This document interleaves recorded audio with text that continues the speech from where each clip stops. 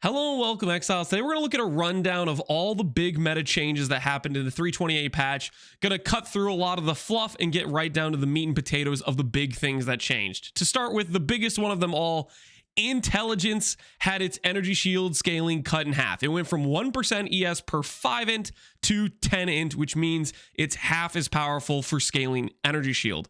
Late game, good ES builds could go to like 40 to 60,000 energy shield while still being a real build that dealt a lot of damage. Now with this ES scaling nerf, I think you're going to see closer to 20, 30,000 being the top end, and life scaling builds could get 15 to 20,000 and push a little bit beyond that depending on how min-max you're going into life scaling specifically, which means these numbers are a lot closer. It's not just a complete meme to be a life build compared to an ES build now. I still think ES is going to be better, but it's a lot closer and less of like a non-choice, if that makes sense. I don't feel as obligated to play energy shield just outright because it's just baseline is just that much better.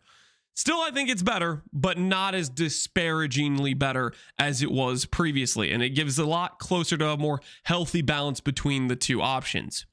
Next up, they also took a shot at two of the most OP Foulborn items, Choir of the Storm for mana scaling and Hand of Thought in Motion. My thoughts on this are Hand of Thought in Motion, still very solid in terms of making a build around, but nowhere near the ridiculous damage it had.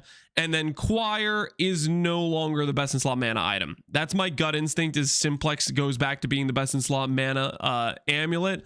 You probably want to ask Connor, because he'll probably actually like do some math on this to determine what the end game difference is. But my gut instinct says Simplex is now probably once again the best amulet for the mana stacking builds. So a nerf to late game mana stacking and a nerf to this specific OP claw in terms of accuracy stacking. They are also gonna get hit by the ES scaling nerfs because both of these builds were characters that would want a bunch of int and would get a bunch of ES, so it hurts them defensively as well. A lot of these archetypes that are based around late game int scaling get hit with this one change here because it was just so omnipresent power in terms of your raw EHP. Next up, we have the Energy Blade nerf. Energy Blade had its quality changed from giving basically, it used to get rid of some of the less ES that comes with turning on Energy Blade. For example, with quality, instead of 50% less ES, you'd be at 45. With a level 4 enhance, you'd be at 39% less ES. With a level 4 enhance and a +2 benchcraft, like for example, if you had a shield with +2 supports on it, you would go to 35% less ES. What this means in the late game, like your highest investment setup of the character where you'd have like a +2 support shield and a level 4 enhance, this would be about 30% more ES that got removed on top of the nerfs to in scaling. Now, this is a fairly significant change to late game E-Blade. I think this might knock you off wanting to go CI E-Blade. You might want to stick to just a Ivory Tower Shaper's Touch angle for E-Blade late game. I still think E-Blade is very, very strong damage. Its damage is just ridiculous scaling. This does hurt its late game power for sure, but I think it's still one of the strongest damage options you can do in the game in terms of building around that Battle Mage plus Spellblade support. Still very, very strong. A very fair nerf in my opinion. I was dumbfounded when they even did the patch originally that gave that quality, because E-Blade was something I played before they added this quality to it, and it was just like a humongous buff to E-Blade that just was like, well, this seems like it didn't make sense to me, because at the time I was thinking E-Blade was going to get nerfed, and then I walked up to a patch with it getting this quality change, which was a massive buff to it, and now they reverted it back to that attack speed quality. All right, next up we have slams. Basically, they made it no longer a Giga front runner. Like the disparage or the difference between a slam starter and like everything else was like this insane gap, and that gap has been significantly closed because they nerfed a few things. They nerfed overexert, so how much damage that support was giving, which it was giving a ridiculous amount of damage. It's still a very good support gem, but it's a lot less powerful. They nerfed the auto exertion mana reservation, so instead of like saying you get 4 war cries by reserving 60% mana or whatever it is, you get 3 war cries with that same reservation. So they nerfed the multiplier on the support gem, then they nerfed the mana reservation, and then they nerfed the top slam in the category, Earth Shatter, which was just a lot better than the other slams. Overall, I think slams are still probably pretty good. Don't tell Karn I said that, though. He will be very upset, so just keep that on the down low. Slams, no longer a Giga front runner, but I think still probably a quite good starter, and a very fair nerf. Let's be real. They were a lot better than other starters, and balancing that disparage in power is a good thing. Again, don't tell Karn I said that. Next up, we have PBoD. It lost basically about 50% damage.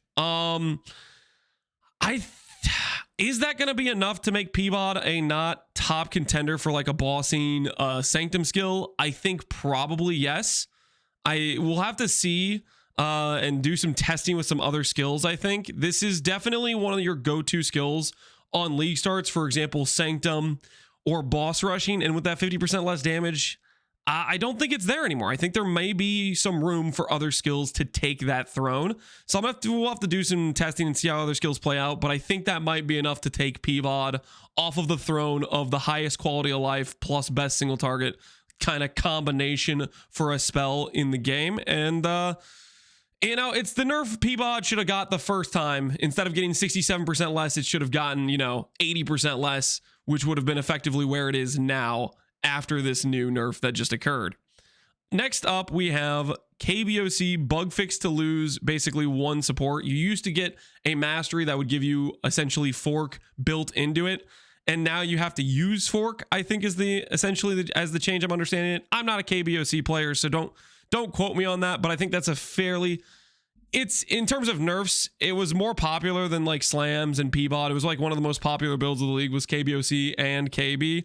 So it's a bit of a nerf to those builds, but the bigger nerf ultimately was the +1 tornado graph. During the entirety of the league, the +1 tornado graph caused 2 tornadoes to occur, which basically ended up like, I think, doubling your shotgunning damage on single target, which was just kind of insane. So the bigger nerf is just the graph getting removed because it was just like some bugged thing that existed the whole league for some reason. But yeah, probably pretty fair with how good KBOC is. Is KBOC still good? I think probably, but I mean, you can be the judge of that. I'm not a KBOC player, but to me, it seems like it's probably still a pretty good build. Now looking at Mamba, Mamba got the GGG triple tap supreme. It was the selected chosen candidate for absolute nuclear demolition. And it got hit for its clusters, like low tolerance. It got its, previously you'd hit with like both weapons and it would count as one singular hit for inflicting a poison, and it decoupled that. Now they're 2 individual hits, and it got its effectiveness hit. It just got hit from like every angle. Rest in peace, Mamba. I don't know if it's still good. Maybe it's still good, but it got hit from multiple ways, and it felt like it was getting the triple tap supreme.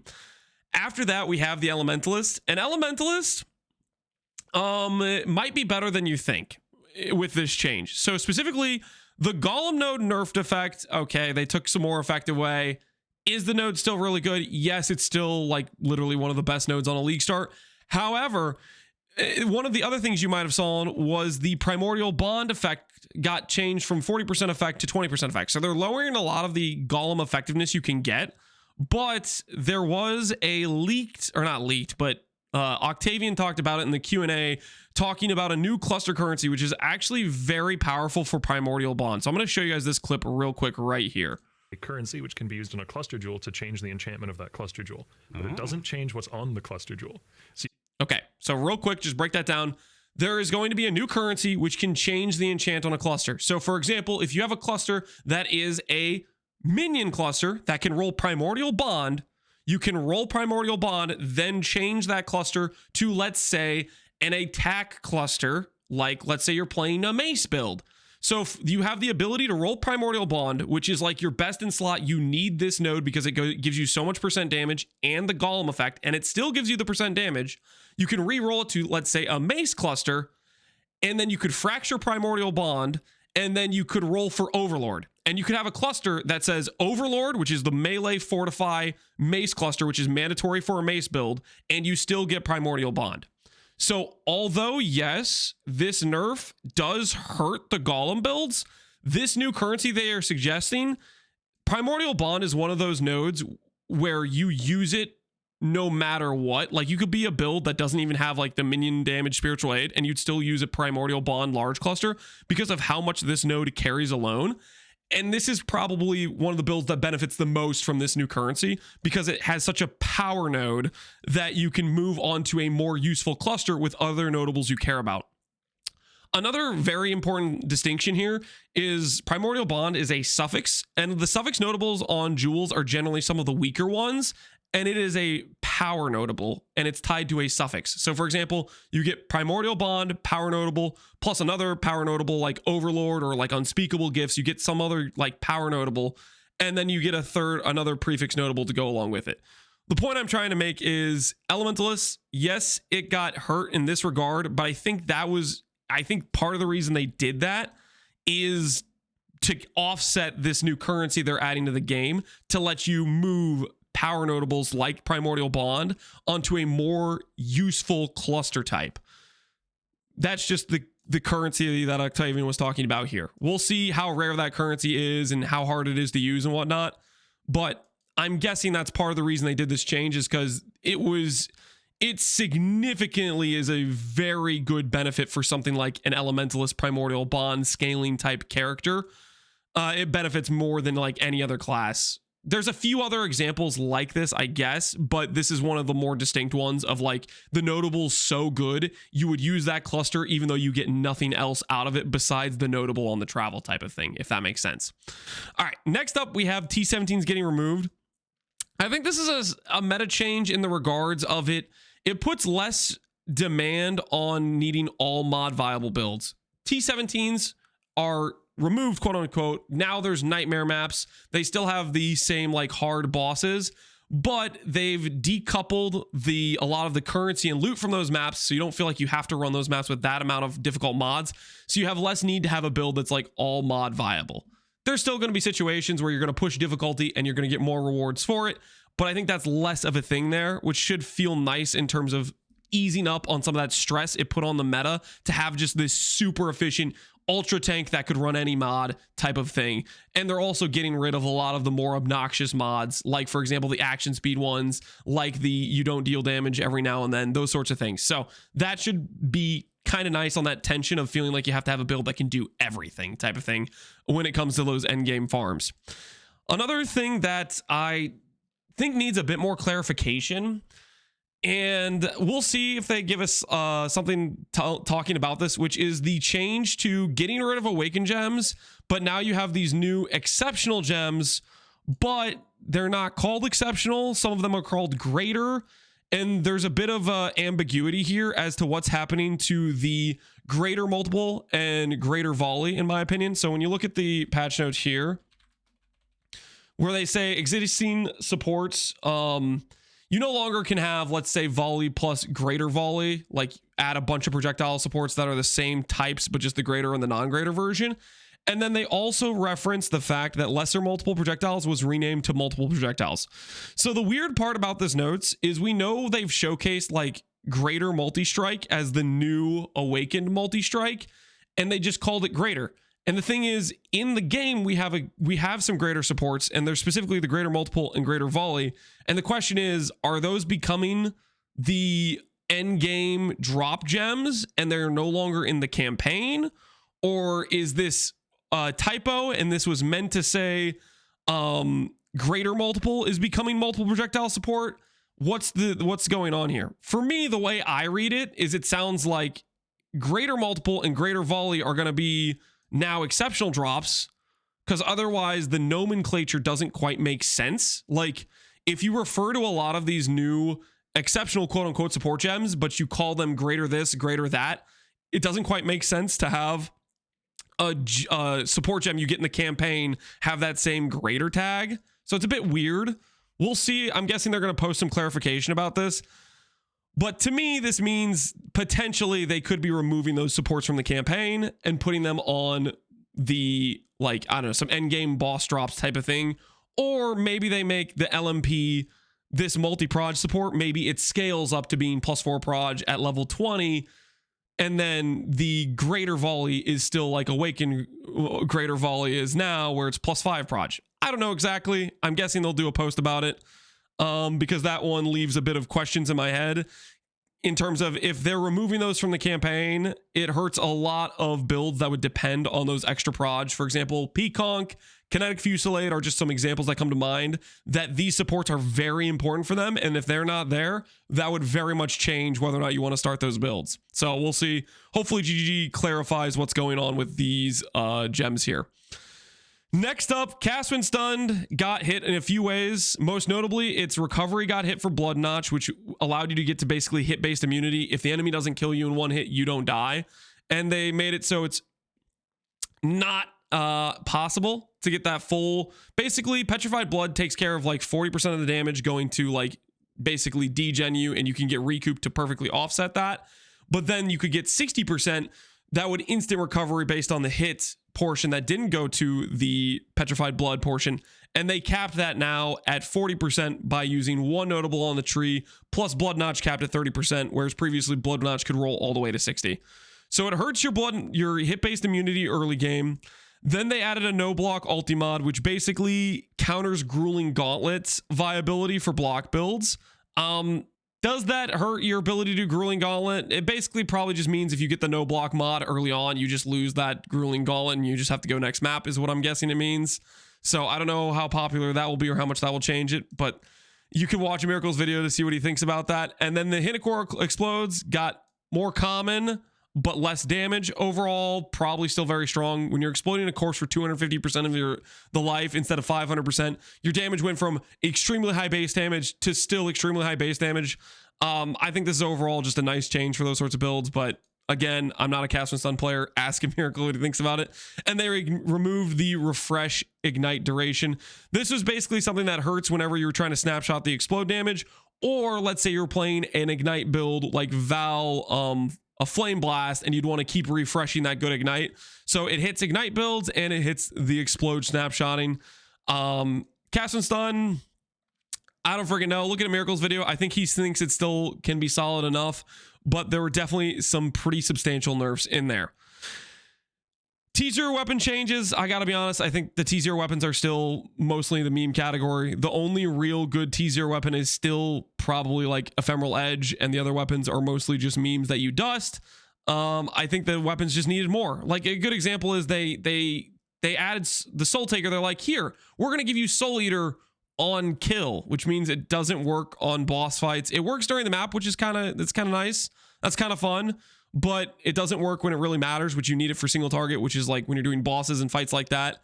So there's like, it's like that close to being like, okay, this could be a Giga Chad weapon, but it's not there. So I think they're probably still just kind of a meme for the most part. Looking at them, I was not too impressed with the T0 weapons, but you can make up your own mind on that.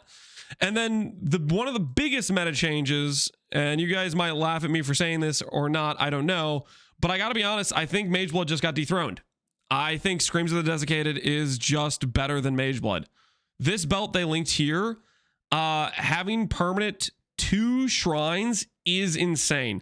And somebody said that they confirmed this on Ziz's stream, that it rolls for 1 defensive shrine and 1 offensive shrine. So if you look at the shrine nodes, offensive shrines would be like Echoing Shrine, Diamond Shrine, Knockback Shrine, Acceleration Shrine, I would imagine. Those are the offensive shrines. Defensive shrines would be like Resistance Shrine, Massive Shrine, Regen Shrine, stuff like that.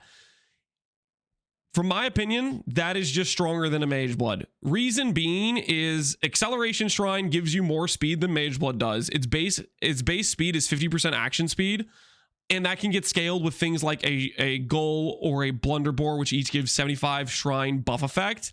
And then on top of that, you get a defensive shrine. So for example, if you were using a Mageblood, a common Mageblood use case would let's say triple res flasks plus a Quicksilver, which would give you roughly about 90 movement speed, 9 all Ellie res, and like 80 all Ellie res.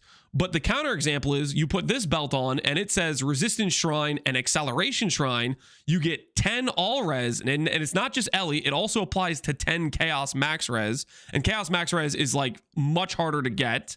And then it gives you 50 all res as well. So it covers the max res that you just lost from those flasks with the Resistance Shrine. And then you get 50% action speed, which is just better than 90 movement speed. Because not only does it help your movement speed itself. It's a multiplier on the movement speed you have from other sources. It also affects how fast you do everything else, your attacks, your leap slams, your main skill you're casting, whatever, stuff like that.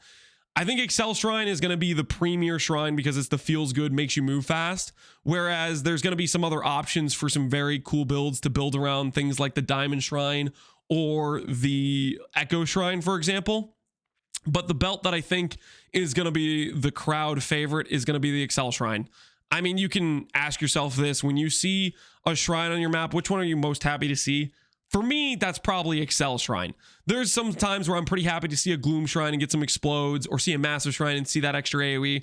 But I think the one that always gets me the most excited is that Exile Shrine, and that's the one that I think is going to be dethroning the Mageblood, because it just gives you more speed than Mageblood does, while giving you similar defensive options as well with things like the Resistance Shrine. You can still get the max res, or with like life scaling builds, Massive Shrine is actually pretty insane. So there's some pretty crazy options there.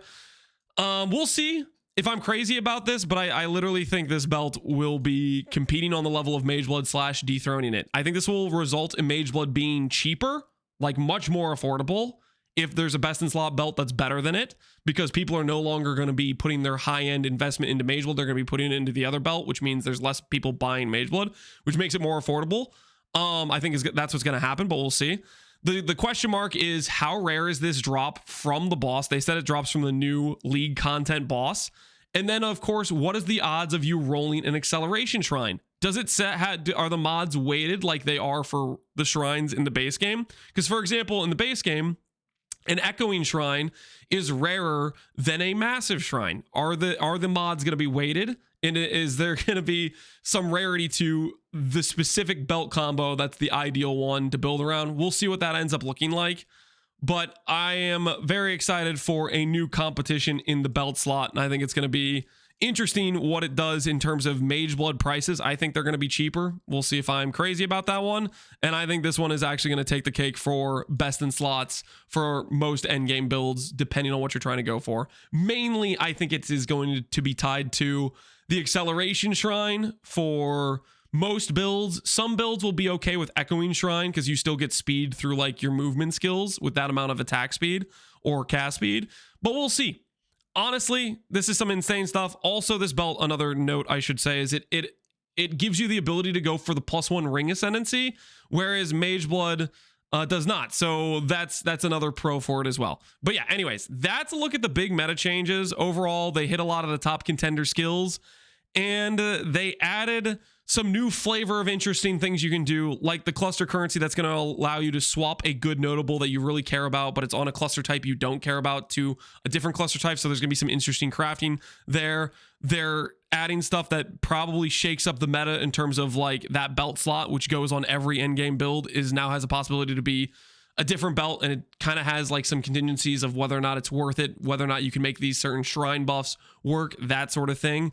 All in all, I'm super stoked for this patch. It's got a lot of very, very solid changes that make the current meta, which to me has felt very stale for a long time, feels like it's gotten significantly pushed to allow for some freedom in build creation and some exciting things to happen. So I'm pretty pumped for the new patch. Overall, these were the biggest things that stuck out to me. I don't know what you guys thought. I missed anything of significant changes that were in the patch notes, but these were the top ones for me when I went back through it, going over what I looked at last night and then writing it down today, this morning. So anyways, thanks for watching as always, Exiles. Take care and peace out. Have a good one, guys.